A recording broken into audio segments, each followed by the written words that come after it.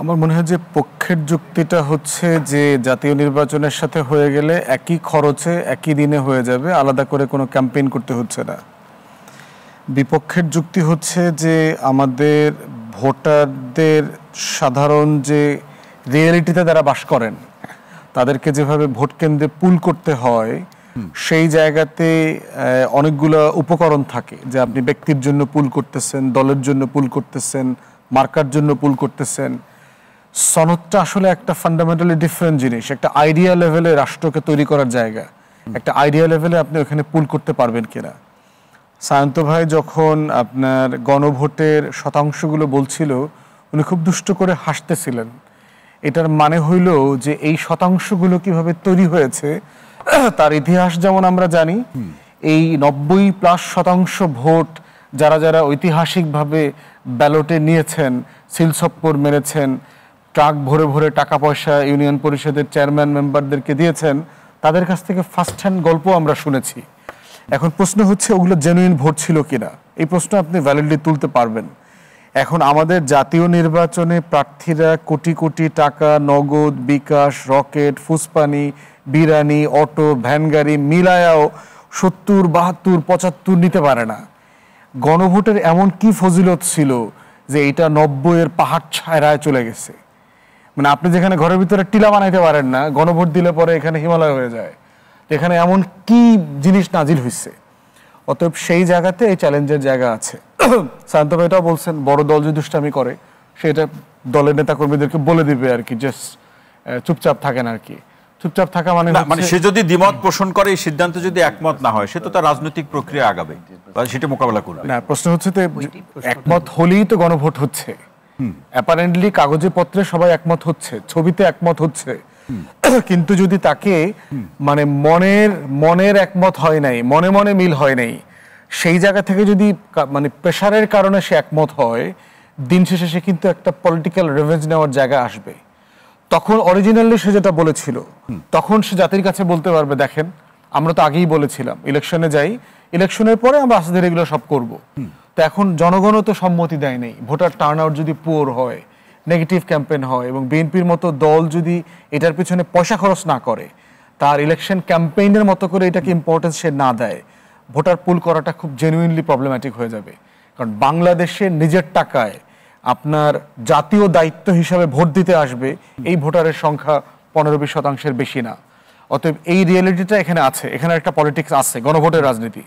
অতএব সেই জায়গায় অন্তর্বর্তীকালীন সরকার এটা কিভাবে ডিল করবে। ফুয়াদ ভাই, আলোচনাটাকে আরেকটু যদি স্পষ্ট করি, যে আসলে এটা খুব স্পষ্ট, যারা বিজ্ঞজন বিশেষজ্ঞজন তারা বলছেন যে আসলে কে যারা আগে চাচ্ছে তার পিছনে উদ্দেশ্য আছে, যারা জাতীয় নির্বাচনের সঙ্গে চাচ্ছে তার পিছনে উদ্দেশ্য আছে।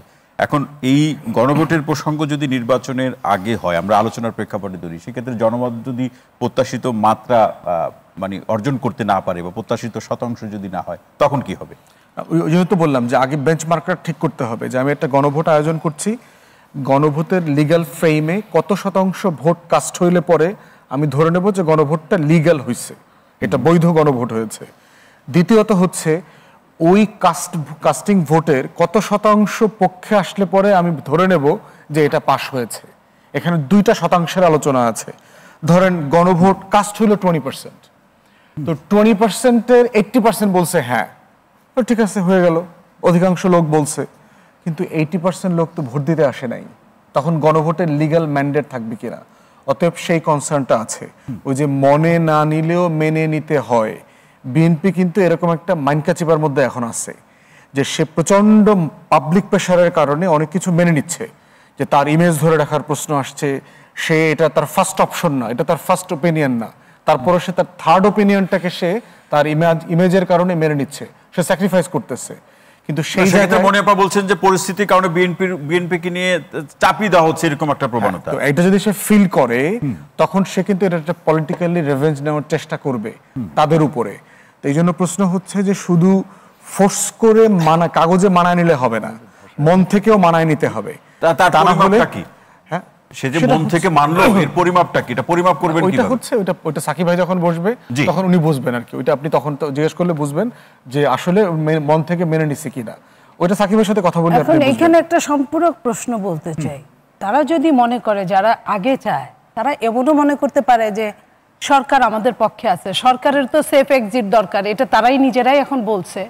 তো সেইখানে যদি 20% 80% বানায় ফেলে কোনো সমস্যা নাই, কারণ দেশের যে পরিস্থিতি আমরা বিগত সরকারেও দেখছি 1 ঘন্টার ব্যবধানে কিন্তু 47% ভোট হয়ে গেছে, 1 ঘন্টার ব্যবধানে।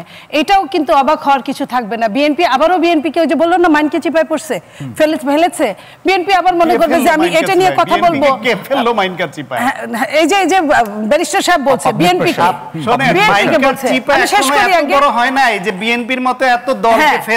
আমি এটাই বলছি যে বিএনপি কে জবরদস্তি করে, আমি শেষ করি, জবরদস্তি করে বিএনপিকে ওটার পক্ষে নিতে হবে। আর বিএনপি মনে করবে যে সামনের জাতীয় নির্বাচনের জন্য আমি আবারও চুপ থাকি, এটা ঠিক না। পক্ষে বিপক্ষের যুক্তি চাইছে, এই জন্য দুই পক্ষের যুক্তিটাই বলতেছি যে যারা আগে চাইতেছে তারা বোধ করতেছে যে এই প্রেসারে ফেলে, উইথ ডিউ রেসপেক্ট, একটা বড় দল মাইনকার চিপাটা এখনো এত বড় চিপা বানাইতে পারে না এই যে বিএনপির মতো বড় দলকে ঢুকাইতে পারে। জনমতের চাপে বিএনপি করছে, সেটাও না। মনে করতে তো পারে জনমতের প্রতিফলন কিসের মাধ্যমে অন্য কেউ মনে করতে পারে কিনা, কিছুই ঘটে নাই। অন্য কেউ মনে করতে পারে না। রাজনীতি করছে এবং তার কৌশল দিয়ে তারা প্লাস মাইনাস করবে, এটাই রাজনীতি না। কিন্তু অন্য দল মনে করতে পারে কিনা, তার মানে এই না যে কেউ বিএনপিকে বাধ্য করছে বা মাইনকা চিপায় ফেলে দিছে, এটা ভাবার কোনো কারণ। অন্য কোন দল মনে করতে পারে কিনা যে আমরা সিস্টেমে বিএনপিকে মাইনকা চিপায় ফেলতেছি, এটা মনে করতে পারে কিনা? এটা মনে করতে তো দোষ নাই।